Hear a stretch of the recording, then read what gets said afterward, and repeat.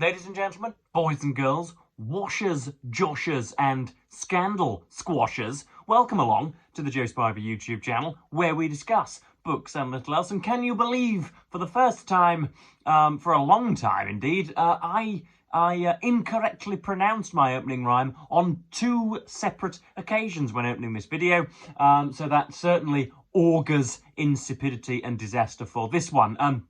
But you join me on a frenetic Thursday outside. The winds are up here in Kingston upon Hull, which is quieting what would otherwise be some very loud temperatures. I think it's still set to be about 24 or 25, but yeah, the heat is being obviated, the bin lids are yawning, and the fountain spires are slanting with the terrific speed of the wind. So unfortunately, I'm not going to be able to sun as I would like to, and my fine curls are going to be flopping me in the face. But we shan't let that get in the way. I have, of course, we collectively, because this is a channel both for myself and for yourselves, I need to remind myself of that more often, we have a look at the Assassin's Cloak once again today, which is an epoch-straddling look at diarists throughout the years and the decades. Of course, we are today on the 12th of June, so we'll be looking at some regicidal antics, I think it's fair to say. I do believe I am coining the term regicidal correctly. I'm using it correctly. I believe it is used for the killing of a monarch. So yes, there is going to be some regicidal antics on the 12th of June 1840,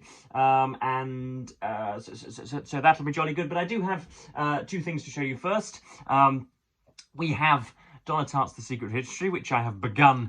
I began it last night and have continued this morning. Of course, I'm not going to poison this video with any of my thoughts on it. But I think you may be pleasantly surprised. I don't know. As I say, I've only done 2 hours. But in fact, I'm not even going to begin to opine. But yeah, I just wanted it to be known that the reading of Donna Tartt's Secret History is underway, and an alarming video will be with you shortly. I'm also taking notes on it as well, which shows that I am serious about this.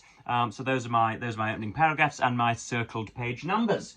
So that's afoot and underway. But before we get to the Assassin's Cloak, I think I have somehow refrained or forgotten to show you a book which came sharking through my letterbox recently from a publisher. It is from the good folks at Faber and Faber. This is an uncorrected proof, not for sale or quotation, and so I can't flog it on a street corner. But we have something from, as I say, Faber and Faber, and it is by Simon Hall, and it is called 3 Revolutions: Russia, China, Cuba, and the Epic Journeys that Changed the World. So it links 3 long walks with 3, I suppose, nominally left-wing red revolutions. So can we have a little look at a blurb? I think we can. So we have on the opening flap, from the streets of Petrograd, that's in Russia, for the geographically unaware, during the heady autumn of 1917, and what a heady autumn it was, a headier autumn you're unlikely to find, to Mao's stunning victory in October 1949, and Fidel's triumphant arrival in Havana in January 1959, the history of the 20th century was transformed in dramatic and profound ways by the Russian, Chinese, and Cuban revolutions. I don't know how Simon Hall is going to link them, but that sounds jolly informative. Here, the stories of these epoch-defining events are told together for the first time. I doubt this is the first time that they have all been linked, but maybe so. At the heart of each revolution was an epic journey. Lenin's 1917 return to Russia from exile in Switzerland, helped by the Germans, so as to obstruct Russian war efforts. That's my own reasoning and not the writers. Mao's Long March of 1934 to 35, covering some 6,000 miles across China, and Fidel, I hope it was on Strava, otherwise it didn't happen, and Fidel Castro's return to Cuba in 1956 following his exile in Mexico.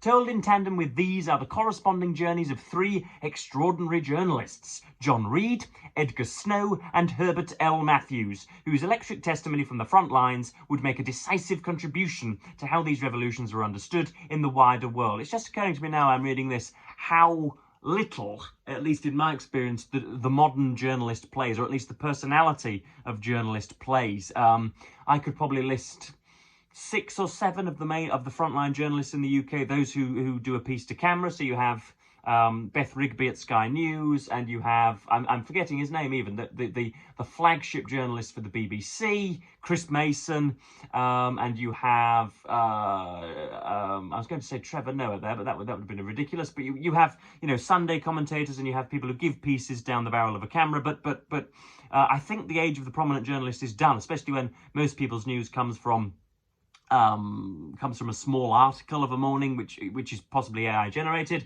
So it'd be nice to see John Reed, Edgar Snow and Herbert Matthews spoken of, and to have their talents regale the page. Together, these 6 journeys changed the course of the 20th century.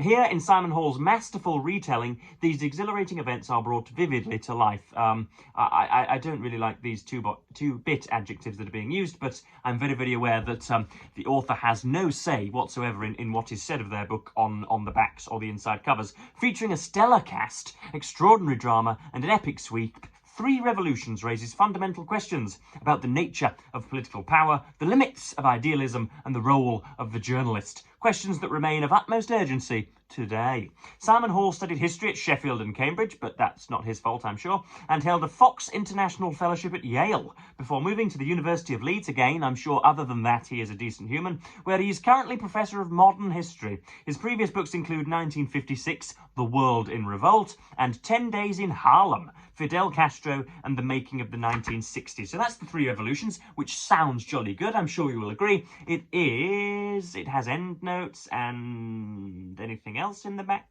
lingering. There is a bibliography and an epilogue, which runs to about 370 pages. So, and comes out on the 3rd of July, 2025. So there is something for your eyes and your ears.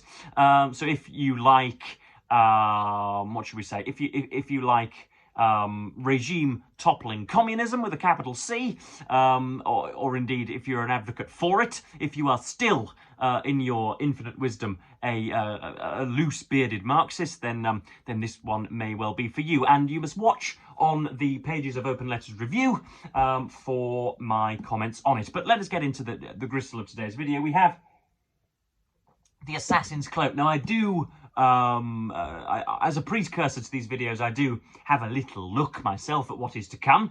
It's never an entire surprise to me, because quite often I will look and there will be filberts and fools and dullards and more idiots disgracing the page with their entirely ordinary prose, and so I don't bother reading them out to you. But we have some good stuff today. It's the 12th of June, but this first entry speaks of an event which took place, I think, 2 or 3 days prior. We have Charles Greville, who was featured prominently in these entries before. He was, I can't figure out whether he is a Whig politician, W-H-I-G, or the son of the Whig politician who was a first-class cricketer. I do not know which whom it is we refer to, but this is Charles Greville talking about the assassination of Queen Victoria. All those people, just 3 years into her reign in 1840.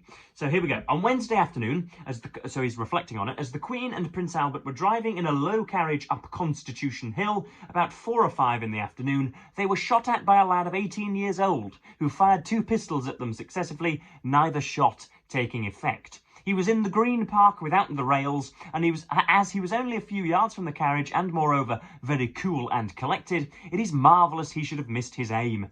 In a few moments the young man was seized, without any attempt on his part to escape or deny the deed. Imagine denying the deed when the gun still smoulders in your hand, and was carried off to prison. The Queen, who appeared perfectly cool, as ever, and not the least alarmed, instantly drove to the Duchess of Kent's, to anticipate any report that might reach her mother, and having done so, she continued her drive and went to the park. By this time, the attempt upon her life had become generally known, and she was received with the utmost enthusiasm by the immense crowd that was congregated in carriages, on horseback and on foot. All the equestrians formed themselves into an escort and attended her back to the palace, cheering vehemently, while she acknowledged, with great appearance of feeling, these loyal manifestations. So that's the assassination attempt of Queen Victoria. I knew nothing of that before reading these pages, absolutely nothing of that. I haven't read a life of hers. I know that she was the grey, dark backing against which all of the exploits of their era are viewed more prominently.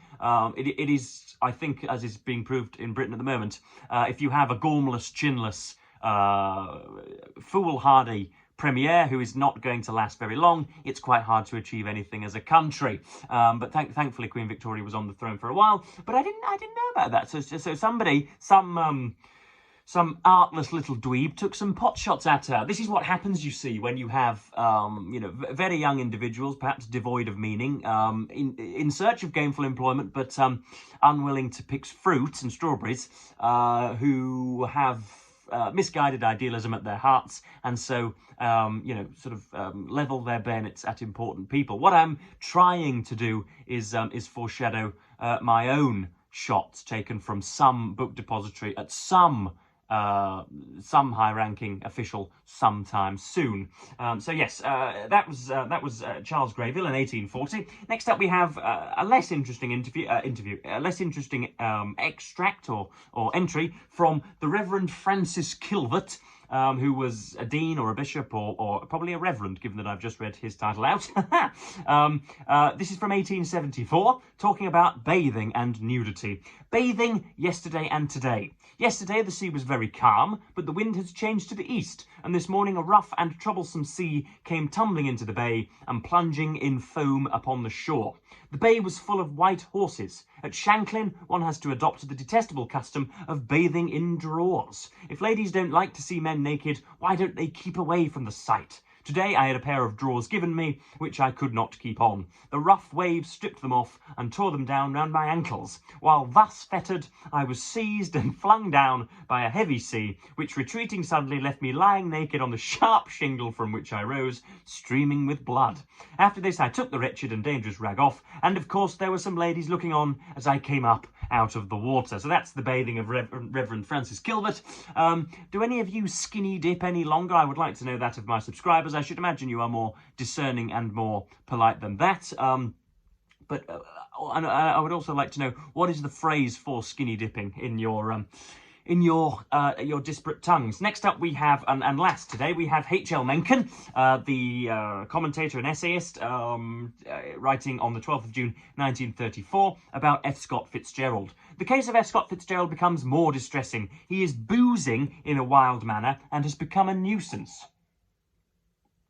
His wife Zelda, who has been insane for years, is now confined at the Shepherd Pratt Hospital, and he is living in Park Avenue with his little daughter Scotty, aged 12. Some time ago he appeared at the apartment of the Duffys with Scotty and horrified Anne Duffy by his performance. I assume that cannot be former poet laureate of Britain, can it? Because she's not nearly old enough for that. Or it could be, I don't know.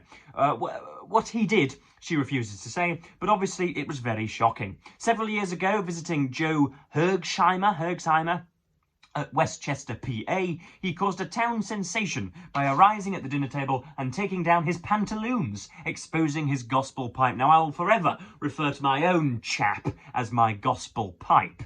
Joe has refused to have anything to do with him since. Quite right. He was lately laid up at the John Hopkins, suffering with a liver complaint. The young doctors of Baltimore avoid him as much as possible, for he has a playful habit of calling up those he knows at 3 a.m. and demanding treatment, i.e. something to drink. How he manages to get any work done, I can't imagine. His liver trouble is reported to be psoriasis, I think is the phrase, or again, I could be wrong, C-I-R-R-H-O-S-I-S. Is that psoriasis or cirrhosis? Yes, he calls up the house now and then, usually proposing that Sarah, that's Mencken's wife, and I go automobiling with him, but he is always plainly tight, and Sarah always puts him off. His automobile driving is fearful and wonderful. So that's Mencken talking about F. Scott Fitzgerald's drunkenness. So that was, I think you'll agree, 3 very, very, very interesting entries there. And again, as entertaining and as exciting as the Assassin's Cloak has been, it's also jolly informative as well, because you learn more about F. Scott Fitzgerald's gin swilling, more about gonads in the Arabian Sea, and indeed more about pot shots taken at Queen Victoria. So what could delight us more? I do not know. But that's, yeah, that's the Assassin's Cloak for today. And, oh yes, I wanted to mention in my opening burst, in my opening throat clearing, that I have a new bed, believe it or not. I wasn't quite on my childhood bed up until now, but I have had one for quite a while, and it was timbered. It was of wooden construction, and she creaks even when you are as lissom and as lithe as myself.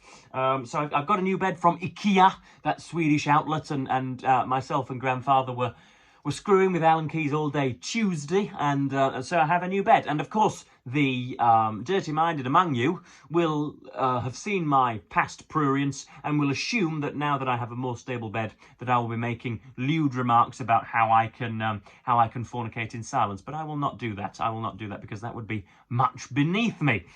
So yes, no shagging quips today. But yeah, I've shown you 3 books and have what have I done? I've whetted your appetite for the 3 revolutions, and indeed for Donna Tartt's The Secret History. But yeah, I'm going to go and fight the wind now, probably, or indeed convene to a greater extent with Miss Tartt, and come back to you soon. So yes, I am, as per usual, going to thank you all ever so much for watching, even though this video contains no monetizable interest whatsoever. We have fruitlessly enjoyed 3 books. So yes, thank you ever so much for watching BookTube, and as per usual, I will bid you the fondest of all earthly farewells.